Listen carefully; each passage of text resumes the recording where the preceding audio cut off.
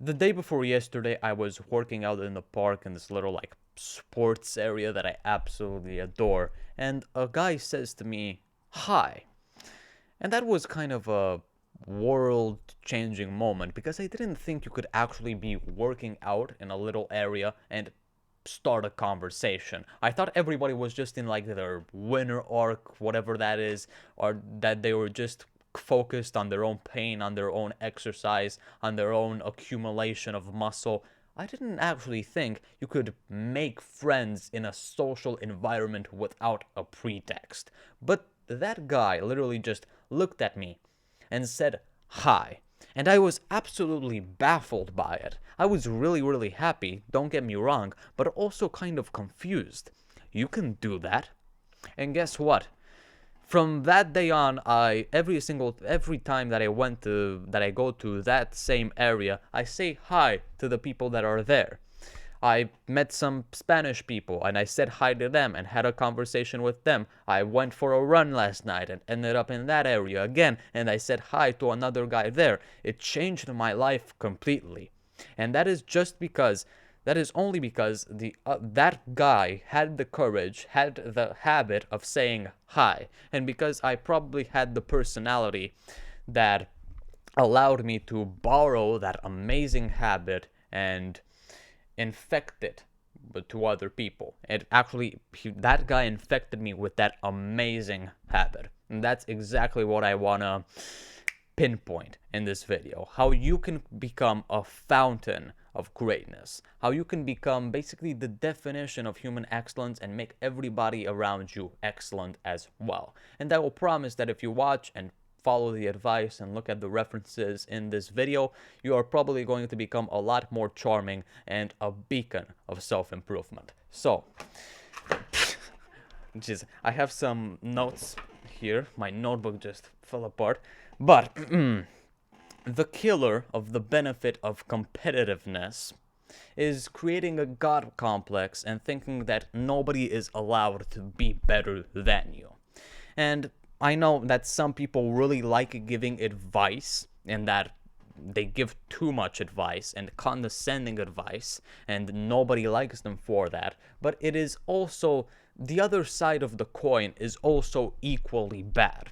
Not giving advice is like holding every single secret that you have in yourself and just thinking, having the arrogant mindset that you have the right to hide all of those things and keep them for yourself because nobody has the right to become better than you.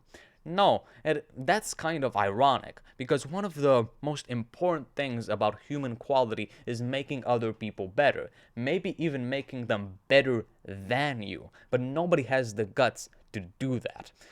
The idea of a competitive advantage is so strong, especially in business, especially in YouTube videos, especially in pretty much everything that gives you a competition. And yeah, of course, you need to try to be better than your competition. And for example, when it comes to sports like football, tennis, whatever, when people have a competition, they become a lot better. I'm sure Messi and Ronaldo are the top two football players by far because they have each other as competition for the number one spot. And this should be the same case for you. But that does not mean that you should not help the opposing team, whilst also helping yourself more, but just okay, this is kind of counterintuitive when it comes to winning a competition or coming out on top. But if you are a virtuous human being, if you believe in a loose definition of morality on this earth, in God and whatever you want to believe in, you do not need to be a goddamn snake with your competition. You can help your competition and still win. Now, I'm not telling you that if there's a really great competition and the prize could change your life, your family's life, you should go above and beyond to help your competition and let them win. No. Under no circumstances is that what I am recommending to you, because that would be like the level of stupidity of a lobotomized person. No. But do not Sabotage. The worst thing that you can do is sabotage. And the second worst thing that you can do is do absolutely nothing for them, in their favor. When you actually, I don't know, let's say you have a good football game, a really important football game, and you send your opponent a little trick that they can do in that football game. That kind of seems counterintuitive when it comes to winning the competition. People will ask you, and that's how you compete? That's what I don't know what. But let's put some faith in the actual morality of the universe. Let's put in some faith in what makes things right. Is God, is a higher entity, is morality actually going to look at that and get you destroyed in that football game? No. I don't and I know this from personal experience because I competed in some Spanish Olympics and some Spanish language Olympics here in Romania, and I ended up winning. I still helped my competition. My opponent, I still send them the subject of the model of the second phase, the test of the second phase, so she could practice with it. I did that, knowing that it would help her, and I still ended up winning. I think that is kind of proof that you should help people no matter how they're competing with you or no matter how scared you are of them becoming better than you. But I'm losing track. Ironically, the second point was that ironically, helping others become maybe even better than you is a core pillar of human quality. And as I said, I know this from experience. You need to help people no matter what.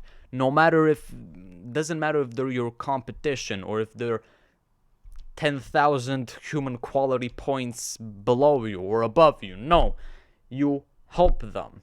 If you know it's not actually going to be that important, as long as you're not doing like their homework or something, whatever analogy you want to use, it's going to be fine. Just help people around you, give them your advice, do whatever. Okay, this video kind of metamorphosized into something I didn't want it to. But becoming a fountain of excellence is basically giving advice at every single opportunity, trying to help people no matter what. It doesn't matter if they're competition. As I said, I don't want to ramble more about this. It means actually helping people with anything, helping them at all times. And as I said at the beginning of this video, not helping people with anything, not giving advice is just as bad as being so condescending with your advice that people see you as an arrogant imbecile. So you kind of want to reach a middle ground where you actually can infect your own excellence onto other people, be a fountain of greatness. And guess what? In that moment, you are kind of playing God, but it is that exact moment when you are not developing a God complex. If you do not say anything, you're already like, okay, I'm so powerful, I don't want people to get more of this power, okay. And if you're being condescending with your advice, you're like, I can help so many people, I can illuminate their path.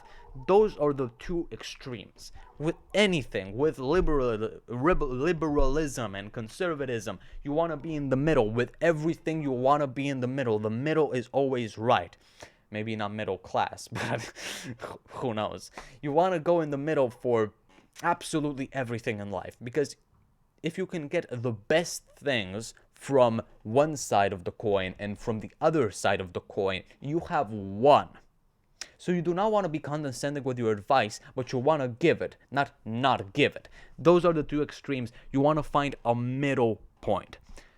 This was kind of a rambling video, but I swear, my intention was to my intention in the first 5 seconds was to make you actually feel how it's like to actually have another person change you, and that you can do that very easily by just giving some advice in a respectful manner.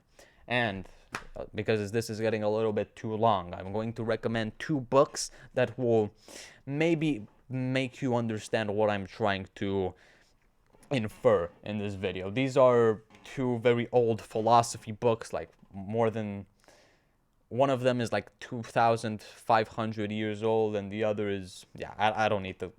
You probably know these books already.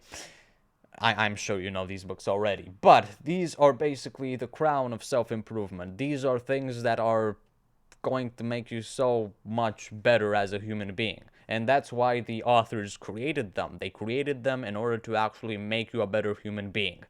And one, I've read a little bit of this one, is Letters from a Stoic by Lucius Seneca, or Letters to Lucilius. There are 2 titles. There are Letters from a Stoic and Letters to Lucilius. This is literally one of the wisest Stoics alive, as Ryan Holiday would say, the most interesting Stoic ever, giving advice to a young man. Now, I want you to read this as something that could improve your life if you follow the advice in it, but also through the lens of Seneca, someone who wrote this much, and this is like a Collins Classics edition, so the pages are really just filled to the brim with letters and are really, really tiny, whatever. He wrote a lot to a single person in order to improve them.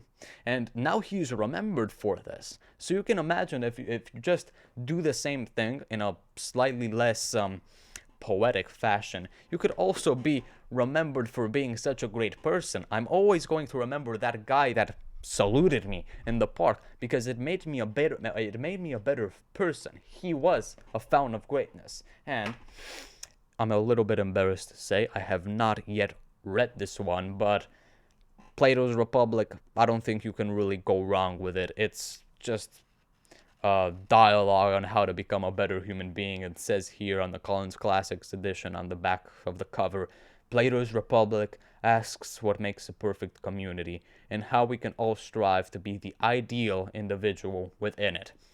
The guy literally wrote a guide on how to be an ideal individual, and of course some of the advice is really not good because it was literally written in like 375 BC. But take the spirit, the intention of these 2 very wise ancient philosophers and try to replicate it. Because if you're not actually trying to make other people better, you are also not making yourself better. Ironically, trying to make people maybe even better than you is something that makes you even better than them.